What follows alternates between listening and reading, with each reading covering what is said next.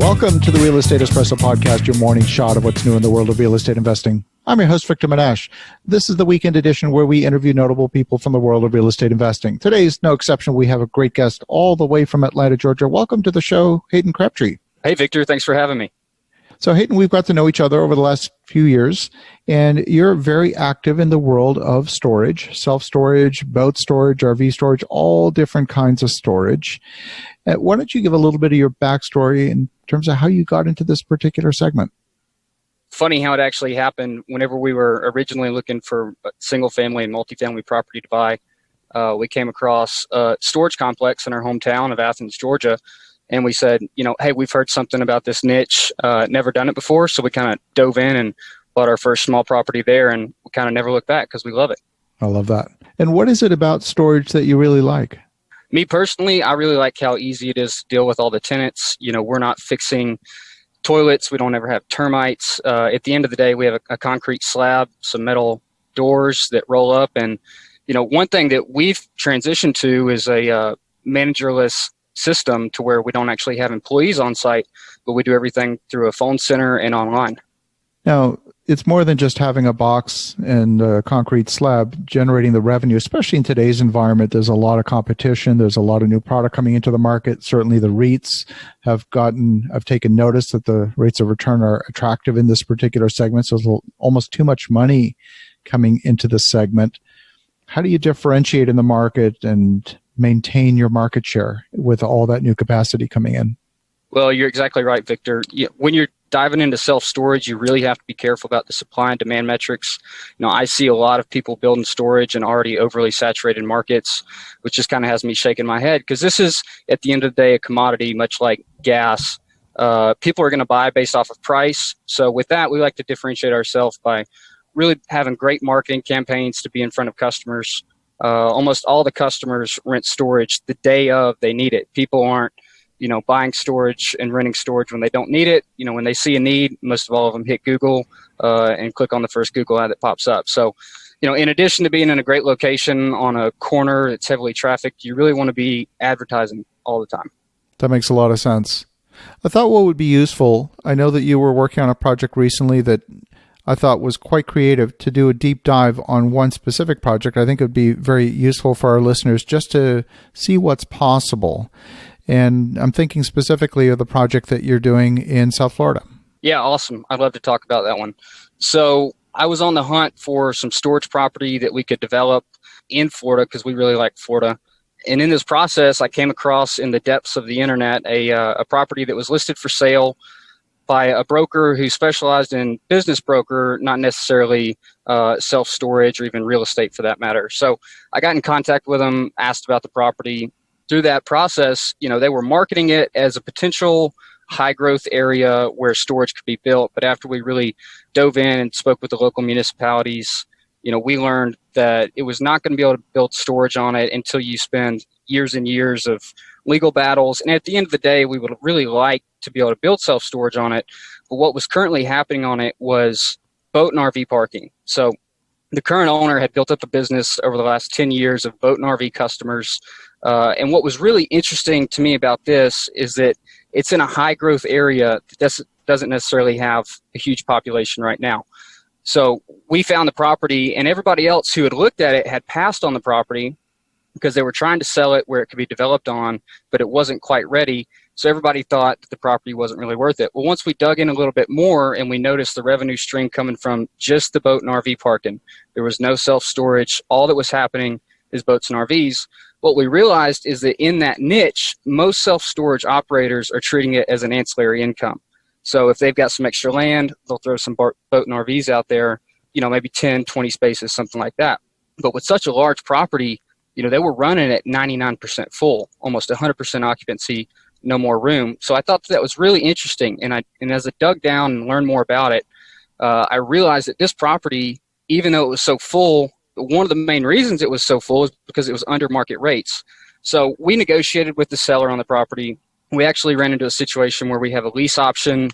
So when we took over the property, we're going to fight the legal battles to move forward and actually build self-storage on it. But in the meantime, we learned that the current business now can actually be really viable. So just to give you some background numbers on that, when we bought the property, the rent rolls were at about $22,000 a month.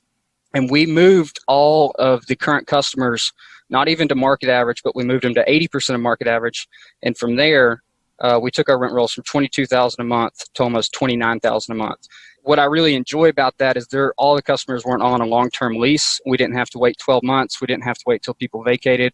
Everybody was on a 30-day, month-to-month lease. So we had the ability within 30 days notice to raise those people's rents. So within 2 months of taking over the property and running it, we'd added about 30% in additional value to it. I love that. And still, you actually have not actually shelled out the cash to own the property. You simply have a lease option on the property. Yeah, so we it was a great deal for both parties because it was a win-win. The owner got what he wanted, and we got a free property. We put $0 down, and we're paying for all the legal fees out of pocket. But the property is already profitable. Can't get much better than that. I love that. From a marketing perspective, what makes this property so attractive that it's filling up? Is it just in a good location? Is it on the path to people's homes? What is it about this particular property that's making it do so well? Well, what really brought interest for me to it is that there's the first ever solar city in the entire United States, just called Babcock Ranch, is going in. And, looking at that project, it's a 20-year project. It's going to be a master planned town, not a master planned community, but a master planned town of 50,000 people. And this property was right across the road from it. So while the area is going to be very, very attractive in the next 5, 10, 20 years, there really wasn't a huge population base around it right now. So when I started diving into that a little bit more, I said, how are they so full out here, but there's really not a population base? Because in self-storage in my background, almost all of your customers come from within a 3-mile radius. But I had people who were renting from me, from where you're from, Victor. I mean, we have Canadian clients renting from us. I have a guy who lives in Russia that rents from us, and people were driving all the way from Fort Lauderdale over to Southwest Florida. And what I'm finding is that just the market is completely underserved in all product categories. So, it's really not in a great location. It's not convenient in any way. There's just such a high demand for it that we're getting a lot of customers from it. Wow, that's amazing. If there is that large a mismatch between the demand and the supply, what about expanding? We're definitely have our sights set on expanding right now. So there are a couple of different levels of RV storage and boat storage in the industry. What we currently have is a mix of both. We have a premium product, which is a covered boat and RV space. So a lot of the people view their motor coaches or RVs as a big investment. And a lot of times this is someone's second or third home that they're going to spend months and months of the year in. So a lot of people will go when they reach retirement, or even not when they reach retirement, but they have good income, they'll go and buy a $500,000 or $1 million motorhome.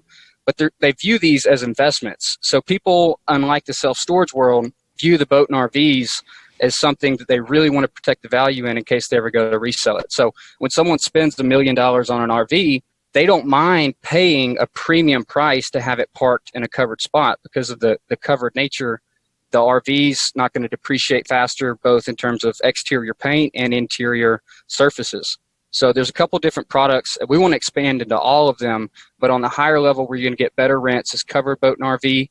And even above that, there's some places that are doing inside boat and RV where they have climate-controlled warehouses. And we're looking into that one, but we're not quite there yet. My favorite right now is just exterior covered to protect it from the sun. And if you have an electrical plug-up, those are really good, and that's where we're set on expanding. Okay, so you've talked a little bit about the high end, but I think about people, for example, the folks across the street from my house. They have a boat. They sometimes have it in their driveway. They sometimes try and stuff it in the back of their garage. But if your HOA doesn't permit that, there's got to be a segment of the market that's at the low end as well. Yeah, you're absolutely right. So we really like the upper level, but there's also the lower level of people who necessarily don't have a $1 million or $500,000 RV. They might have a used one that's $40,000 or $50,000. And these people, while they don't mind not parking it under a covered surface, they're still not allowed to park it in their driveway due to either their HOA or their local municipality. So in some situations, you don't have to have any structures, any buildings, just have a fenced lot where people are willing to come in and park with no coverage at all, and that's still a good income generator for us. Do you also focus on shrink wrap protection? We do not currently do any shrink wrap protection. We've been diving in trying to find a bunch of different value adds. We've looked at providing customers with covers to protect it from the sun. We've looked at shrink wrap. We've looked at dehumidifiers. We're looking at how to get people power so they can plug their unit up and keep it regulated temperature-wise. So it's something that has a ton of potential in it. And really broadly, everywhere I look, the need is not being met in terms of providers like us. That's awesome. The entry level. So what's the difference in price, let's say, between the entry level and the covered parking? Sure. So just like in self-storage, you're going to have different size units. You might have a 5x10 or a 10x10. Well, not all RVs come in one size. So some people have 20-foot RVs and some people have 45-foot RVs. So in every different segment, you're going to have different sizes. So let's say someone has a 20-foot RV and they want to make it uncovered. At our property, we charge $50 for that. And then say if someone had a 45-foot RV and they want it uncovered, we charge $75 for that. Versus if somebody wanted to go into a covered space, which we're completely 100% full with a wait list, we can't even offer that to people right now. But a 40-foot space that's covered just in an exterior building, somewhat to similar to a pole barn, and nothing sophisticated, just getting them out of the sun and out of the heat, that's going to go for around $250 a month, which is pretty crazy whenever I started digging into it. So there's definitely some serious margin to be made in the covered parking. There's a lot of margin to be made there. There's a lot of demand there. We're at $250. I've seen other people up to $400 to $500 a month just to park exterior that are in a good location. We're charging a little bit less rent because we're not in the best location right now, but we're still 100% full with a wait list. And to me, I said, that sounds crazy. Why is anybody going to pay $250 up to $500 a month to park it outside underneath in the shade? And when you think about it, if you've got a $500,000 motor coach, that's a very small investment to protect your resale value over the course of 2, 3, 4, 5 years. Absolutely. What about security? What do you do to prevent vandalism, theft, all of those types of things that would be a natural concern for any owner? Yeah, 100%. So all of our properties are completely fenced and gated. We do have full-time staff on site that watches over it, and we have full camera systems and lights to, make sure everything is visible and clean and just deter thieves that would come in. That's awesome. So if folks want to learn more, if they want to get in touch, what's the best way? Sure. Just reach out to me on my personal email. It's Hayden at rvvaultusa.com. That's Hayden at rvvault, VAULT, USA.com. Fantastic. Well, that's a great story. I wish you all the success with that. That first project is very interesting. I know you've got others in the pipeline as well. So definitely reach out to Hayden at rvvaultusa.com. And in the meantime, have an awesome rest of your weekend. Go make some great things happen. And we'll talk to you again tomorrow.